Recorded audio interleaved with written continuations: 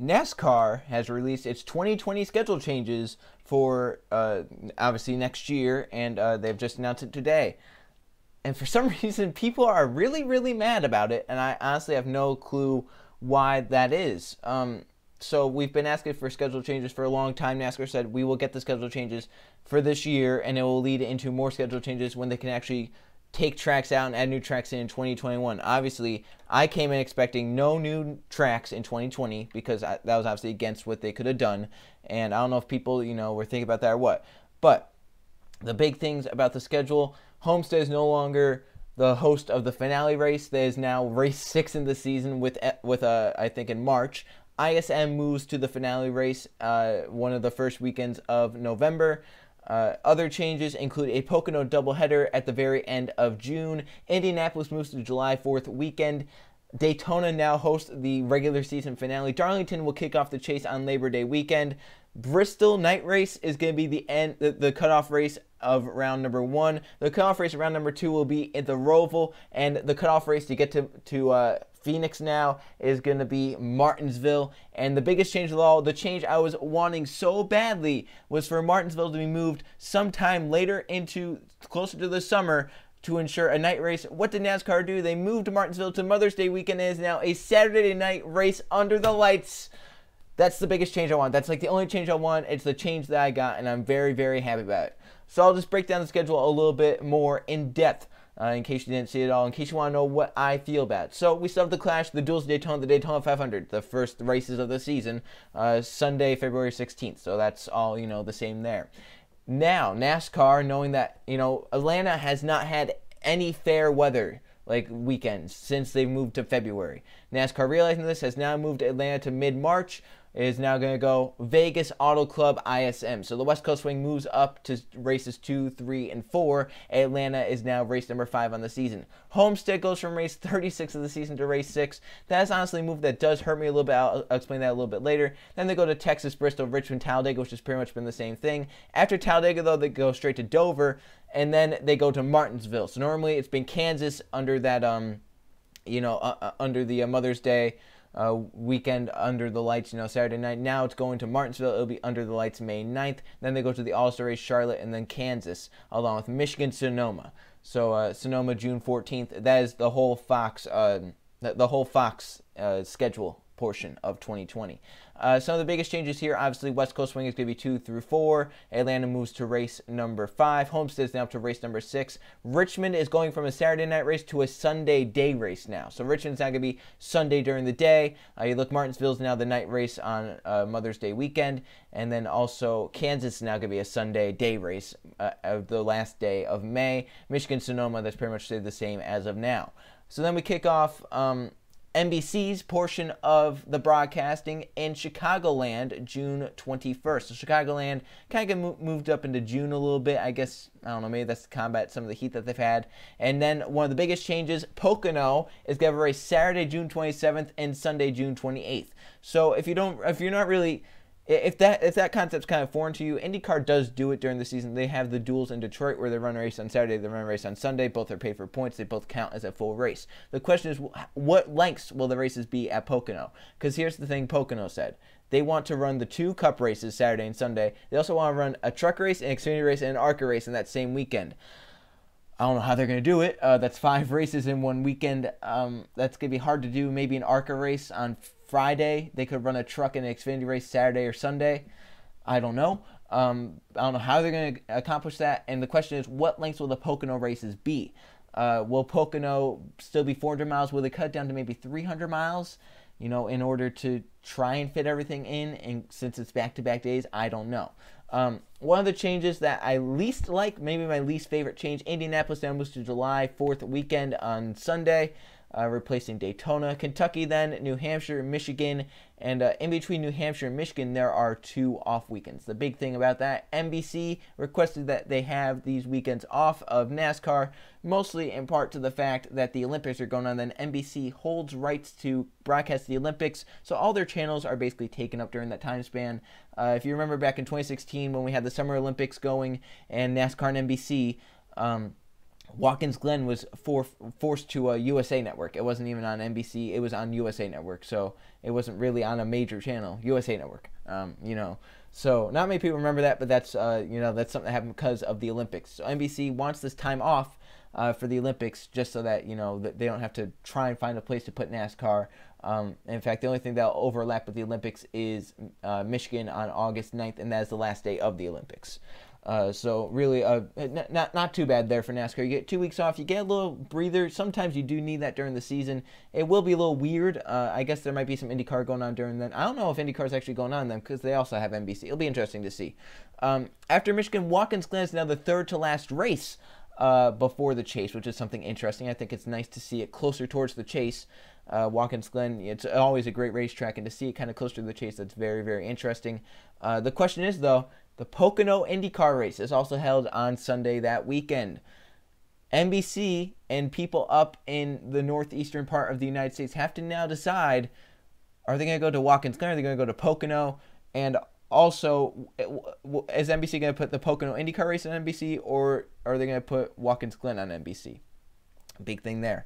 Dover's another big change. They went from in the middle of the chase. They're now the second to last race to get into the chase. They're on August 23rd. And then a Saturday night race to make the chase at Daytona. It's another change not too found about. I'll speak about that in a little bit as well. So the playoffs begin. Darlington, Labor Day weekend, the Southern 500 will host the first race of the playoffs. That's an interesting move, and that's a move I like. That is a big race, and to see it start the chase, that is amazing. Darlington, I think it's deserved a chase spot for quite some time. It's one of the better races of the season. It'll be interesting to see that. Richmond has a Saturday night race in the chase once again, and Bristol, the Bristol night race, is the cutoff of round number 1 of the playoffs. That's going to be an amazing race. Short track racing in the chase, you can't have too much of it. Las Vegas moves from a very, very, very hot date. They are now going to be a little bit more cooler. They will be end of September. September 27th on Sunday, they will kick off round number 2 of the chase. Talladega will be middle part of round number 2, and then that's followed up with the Charlotte Roval is going to be the cutoff race of the round of 8. Of the round 12. It's going to determine who makes the round of 8. That's interesting. The Charlotte Roval was the cutoff to round 8, or to the round of 12 last season. Now this, 2020 coming up, it's going to be the cutoff to make the round of 8. That's going to be interesting as well. You have Charlotte and Talladega in the same, Charlotte Roval and Talladega in the same round. You have Darlington, Richmond, Bristol as the first round. And then the third round, maybe the most lackluster, but has another really big change. Kansas will kick off that third round, along with Texas in the middle. So Texas stays where it basically was. And Martinsville moves to the penultimate race of the season. It will determine the 4 drivers to go back for the championship once again at ISM, not at Homestead anymore. The championship will be decided at the 1 mile flat track in the desert ISM. So of the changes that were made, what is the one that I like the best? The Martinsville night race, obviously I like that. I like the short tracks that they've moved into the chase. I like the chase. I mean, the playoffs are like the best thing about the schedule. You look at the playoffs, the worst race in the playoffs that there's going to be is going to be Texas, which is the third to last race. Darlington, normally a great racetrack. Richmond, a short track. Bristol, a short track. Vegas can sometimes be crazy. Talladega, Roval. Kansas can be crazy. Texas is normally pretty mediocre, especially with the reconfiguration and the repave. Then Martinsville and ISM. I mean, of those, I would say there's 8 of them that I can look forward to and say, these are going to be great automatically. Obviously, being a resident of Pennsylvania, I'm very excited about the Pocono news. I want to see how that goes. 5 races in one weekend. That's going to be something interesting to behold. And it's also interesting because Pocono took this chance. NASCAR, I think, went and said, "Hey, we want to shorten the schedule. Who wants to give up a race week so that we can do this and also let NBC get their 2 off weekends in?" Pocono said, "Hey," Nick Igdalsi said, "Hey, we will do this. We will try it out." Will it increase sales that they have? Will it somehow increase their revenue, or will it make it worse? If it increases their revenue, that's going to be an opening for more tracks in the future to try something like that. Imagine a double at like Martinsville, a double at Michigan, a double at, say, I don't know, somewhere else, Las Vegas, So I think that this is an opening for maybe more tracks to do this in the future if it works out for Pocono. If Pocono sees an increase in sales and actually does well in terms of sales and whatnot, I think it'll work out. But we'll just have to see how they can, squeeze everything together. Another interesting thing, looking at this, I think when I counted it, if I can just count it again really quickly, I'm pretty sure that Fox gets 16 races in 2020 because their cutoff is at Sonoma. I know that for sure. Now, I'm pretty sure, though, they used to have 17 races. If I'm not mistaken, they used to have 17 races. And now they're, for some reason, getting cut down because of the Pocono squeezed together. So I think they're now getting cut down to 16 races, and NBC gets 20 now, I'm pretty sure, which is something interesting to see. I'm pretty sure I counted that right. If I didn't count it right, shoot me in the head. But I'm pretty sure that NBC now gets 20 races, and Fox gets 16. So that'll be interesting to see. Another big thing is, since Bristol's a cutoff race, since Martinsville's a cutoff race, since the Roval's a cutoff race, they should be on the big NBC network along with ISM. It'd be interesting to see if they put Darlington on NBC since it's Southern 500 weekend. They've done that in the past. It'll be interesting. Daytona's obviously going to be on NBC. Will they put Watkins Glen on NBC? Will a Pocono race be on NBC because it's a doubleheader? Will they decide to do that? Like, say Saturday, because it's probably going to be during the day on Saturday. Does NBC have anything going on that Saturday where they could put that on NBC? Be interesting to see that. Will they put NBC? Will they put Indianapolis on NBC for July 4th?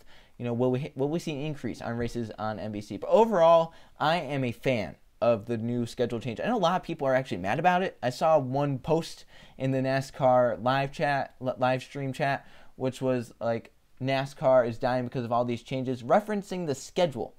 Like, I can understand, like, the changes due to, like, the package and, like, the chase format and all that. That's understandable because, they make a lot of changes with that stuff. But the schedule change was wanted for so long. Fans have been clamoring for a schedule change, and now a lot of them don't even like it. I'll be honest. The biggest news I don't like is Indianapolis taking Daytona's date, Daytona being the last race of the regular season. Why don't I like that? Well, first of all, it has been tradition for quite some time that July 4th weekend has been the Pepsi 400, the Coke 400, the Firecracker 400, it's called that. Since Daytona opened, they have had a race on July 4th weekend. This will be the first time that they haven't. I guess 1998 they also didn't because of the wildfires down they had in October. But I don't really like that Daytona's ending the regular season either, because it just doesn't seem right to me to have a restrictor. Well, we don't know how the races are going to go now at those racetracks like Talladega and Daytona, but it just doesn't seem right to me to have a race like that at the end of the regular season. Also, Indianapolis, they moved to September these last 2 years to get it out of the scalding hot summer days, and now they're moving it right back in. So I just really don't get that. It also does kind of suck that Homestead is no longer going to be the finale race, because it was a great racetrack for the finale. You go to intermediate racetracks for so much of the season, so it's fitting to end at the best intermediate track we go to all season. However, now it's ending at a flat 1 mile ISM race, which we don't really go to many of those. We go to ISM in New Hampshire during the season, which is like that. So, it's a little weird to do it like that. Obviously, I do think that rotating it around is a good idea. However, it comes to a point, how many racetracks can host that finale Sunday, November 8th? You're not coming up to Pocono, you're not coming up to Watkins Glen, you're not going up to New Hampshire, you're not going somewhere up in the Northeast. You have to stay down south or out west. That limits your tracks to Auto Club, Vegas, ISM, Daytona, Homestead, maybe Talladega, maybe Atlanta. So, there's not really that many that you can do. So it'll be interesting to see if they do decide to rotate, because they only mentioned that's not. They didn't say 2020 beyond. They just said 2020. The interesting thing is, how big will they change the schedule for 2021 when they could add more new tracks like Nashville, Rockingham, Gateway in? It'll be interesting to see that. But once again, I do think Homestead is a great racetrack, and it kind of sucks that it's just getting put race 6. It's not really like it's anywhere important now. It's just race 6. There's not really any important things about it.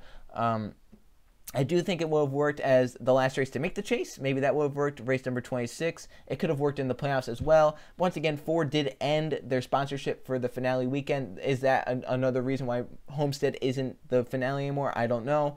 But, I just hope it works well. It'll be interesting to see Fox at Homestead.